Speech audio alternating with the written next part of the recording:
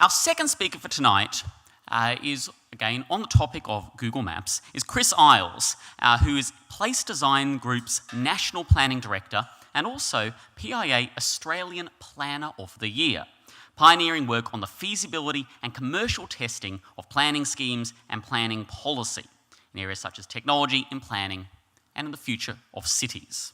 Could you please welcome Chris Isles?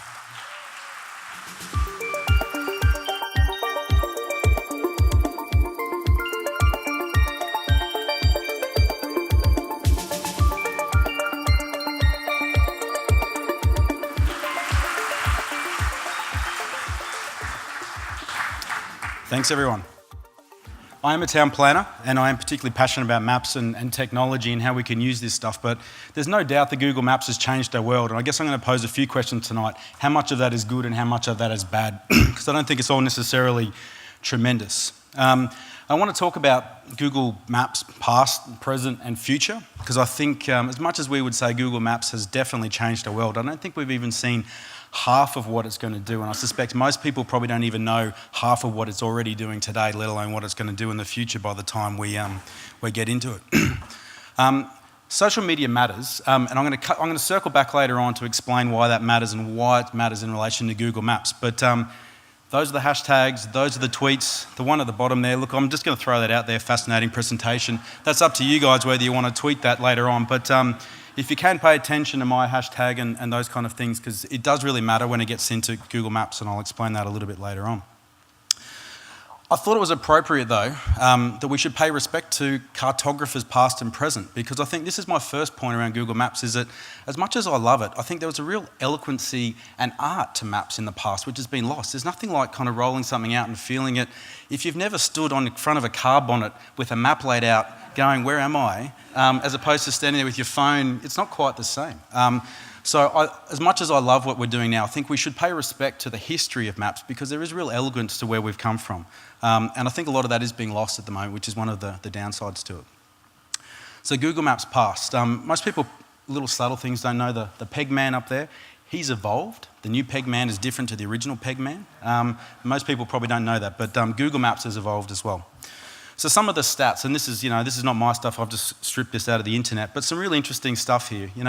For me, 50% of the people in this room use Google Maps at least once during July of this year.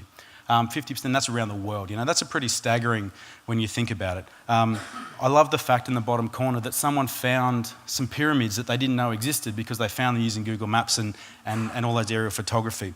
So it's doing some really interesting stuff for our world. But for me, Google Maps first started as a desktop application, but its big impact upon us happened when they figured out how to get it onto your phones, and that is the single biggest change in the step life of Google Maps.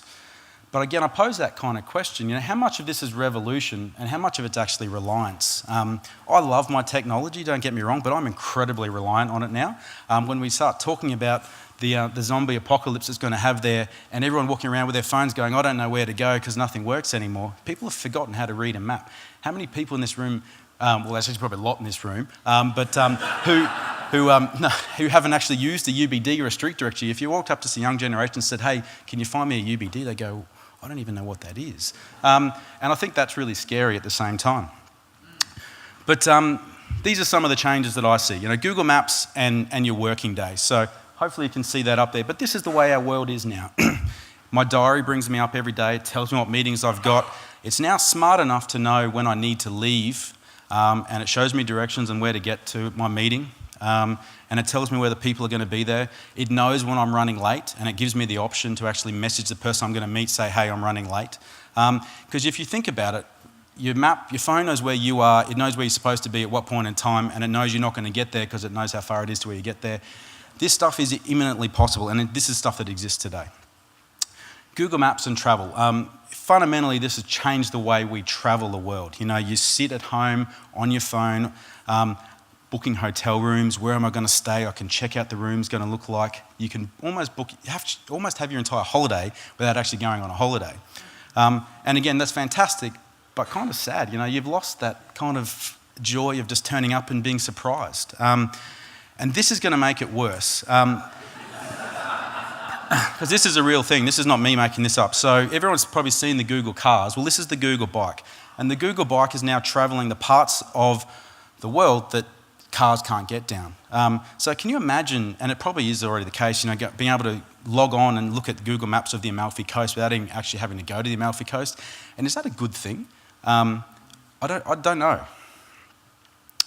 Meetups and hookups, again, really clever stuff. You can just sort of log on to your app. This one's one called Who's Down. Say, I feel like going to the State Library tonight. Who's down? It tells me who's around me. People can log in, and then it shows you a map of where they are and their proximity to. So it's picking up proximity of your friends and your people in your circle and letting you hook up and do social things together. Again, pretty scary or pretty cool, depending on which way you want to look at it.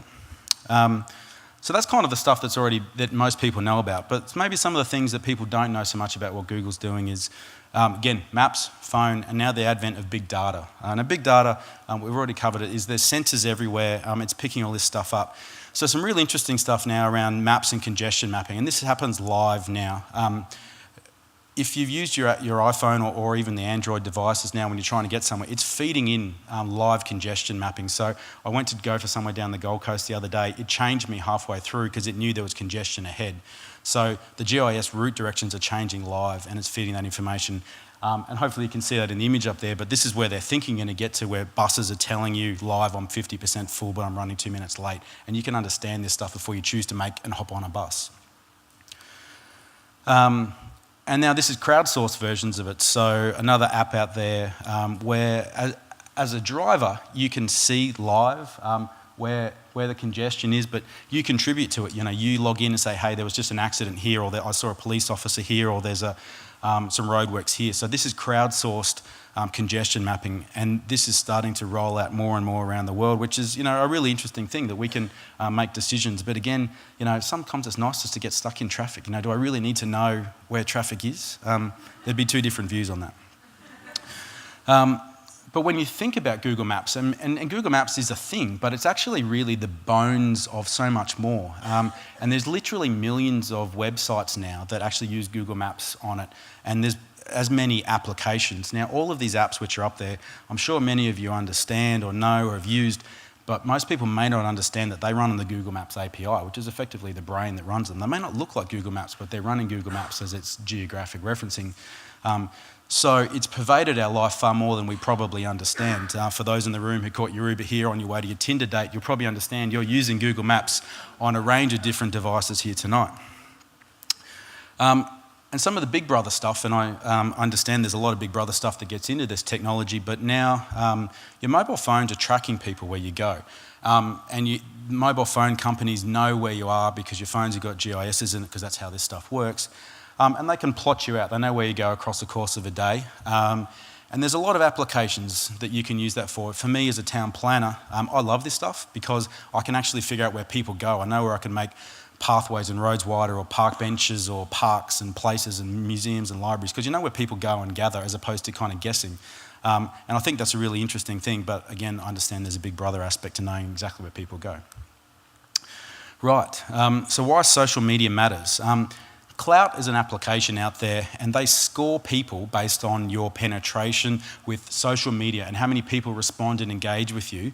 And then it knows where you are. So people on Clout who have a score, I think, greater than 60, and I wasn't quite over 60 tonight, which is why I've asked you to tweet a little bit, but hopefully that will work. When you get over 60, they know where you are and they start sending you offers. So, hey Chris, come and stay at the Sheraton tonight because we know a lot of people follow you and engage with you. Can you please just do a post about the Sheraton, but you can have a room here for free? Come and use this car. So this is real. So people engaging with the social world based on people of influence, but using maps in your location to effectively get you to make decisions around how you spend your day. So again, interesting or scary. I think some of the things of Google Maps in the future.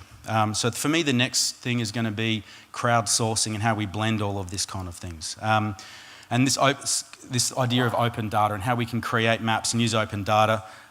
Good example of how we all score cafes up here and give them scores, and we kind of have crowdsourced maps of where to get good coffee. Great coffee here, by the way, in the city, in Eagle Lane. I happen to own that cafe, but anyway.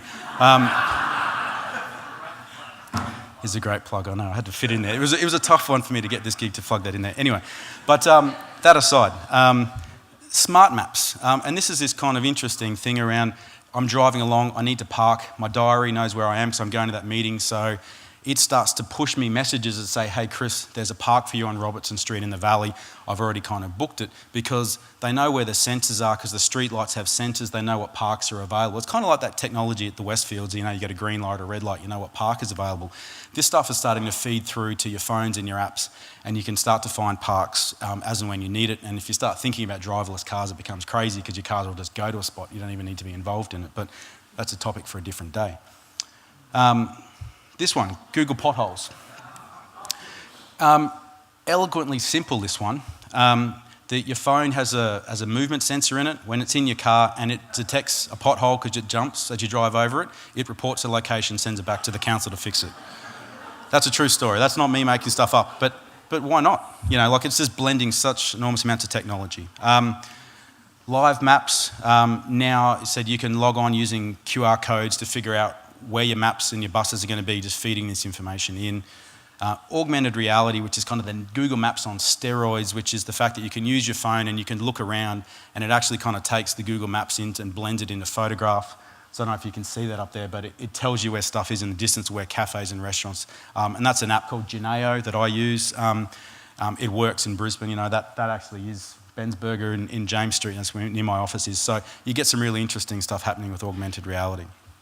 So just to wrap up, Google Maps has definitely changed our lives in its first 10 years of existence, and if you can believe it's only been 10 years, I certainly can't.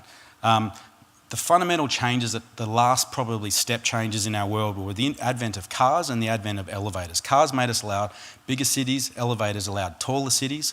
I believe that the next big thing is going to be how we blend, you know, big data, open data sources, mobiles, mapping, and augmented reality. So thanks very much, and again, social media matters. Thanks very much.